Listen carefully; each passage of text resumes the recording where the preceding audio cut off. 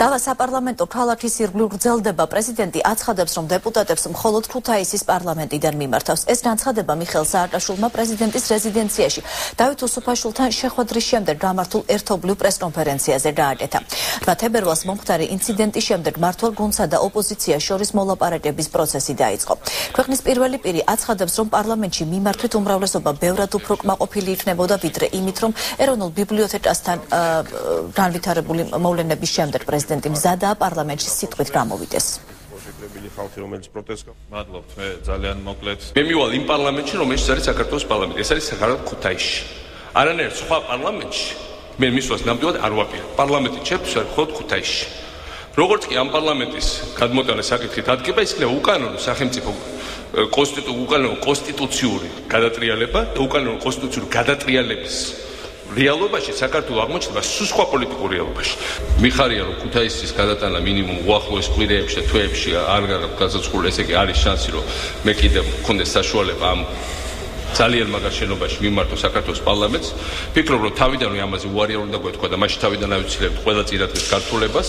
მე ვფიქრობ რომ პარლამენტში მიმართვით თქვენი წევრები ბევრად უფრო კმაყოფილები იქნებოდნენ ვიდრე იმით რაც ვიხილეთ, იმიტომ რომ ის საშუალება პარლამენტარებისთვის რომ ჩემთვის მოეწყოთ თუნდაც ყველა იმ საკითხის გარჩევა რომელსაც თქვენ ამბობთ. ნუ ეს შანსი ერთჯერ გაშვებული იქნება, მე მეორეთაც, მესამეთაც, როცა იქნება ამის შესაძლებლობა, მზათავართ ყოველთვის ეს შანსი გამოვიყენო და გამოვაყენებიო პარლამენტს. ქუთაისში, რა თქმა უნდა, ბატონო პრეზიდენტო, თქვენ ქუთაისში გელით. რა თქმა უნდა, ჩვენ არ ვაპირებთ თქვენს მოსმენას, ნოემბერში, დეკემბერში აღარ იქნებით პრეზიდენტი, როცა პარლამენტი შეიძლება სხვაგან იყოს. ამიტომ ეს მხოლოდ ქუთაისში მოხდება.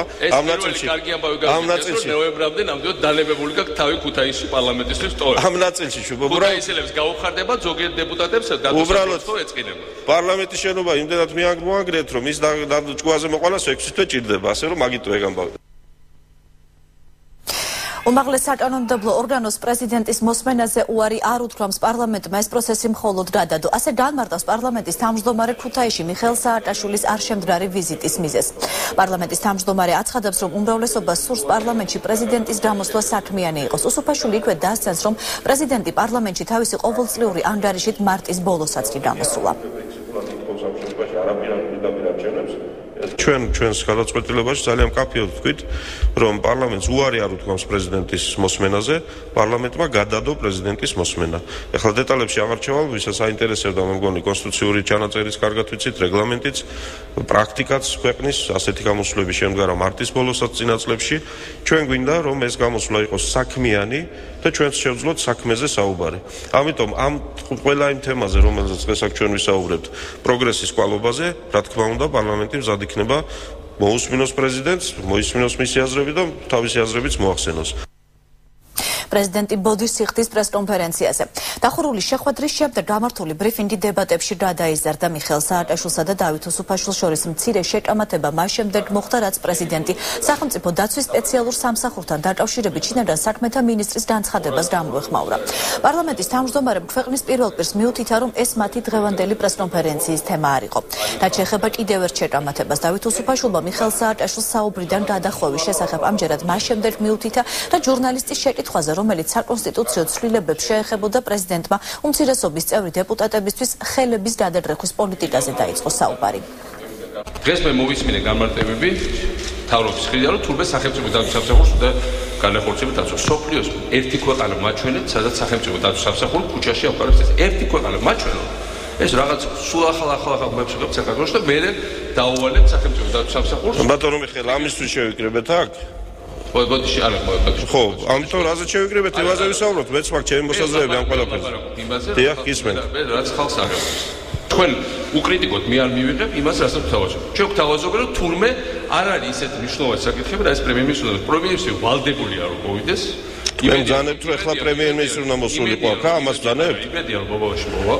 კი ბატონო, რა თქმა უნდა. პროკურორი, ახლა დანიშნულ პროკურორი აღძრა მასზე საქმე, რომ ლემონჯაო თუმე 3 წლის წინ დაუნგრია მას მისი გარაჟი და ამისთვის უნდა დეპუტატის დაჭერა დღეს, როცა წლება ეს საკითხი. და თან რა თქმა უნდა მეანიშნებია, თუ მას მოგცემთ, მაშინ გარაჟის დანგრევას პროკურორის გაპატიეთ. რომელ ქვეყანაში ხდება ასეთი რამ? ერთი ქვეყანა. მე გეტყვით ბატონო მიხეილ, მაშინ როგორ ქვეყანაში ხდება, იმიტომ რომ ამ კითხვაზე უპასუხოთ, თან თავისუფალ რეჟიმში ვისაუბროთ, ვიდაბატოთ მაშინ. მეგონი კითხვა სხვა რამე იყო და ამაზეც ვისაუბროთ თუგნებავთ. ფაქტების კონსტატაციას ვახდენ. კითხვა რა იყო, იმაზე უპასუხოთ.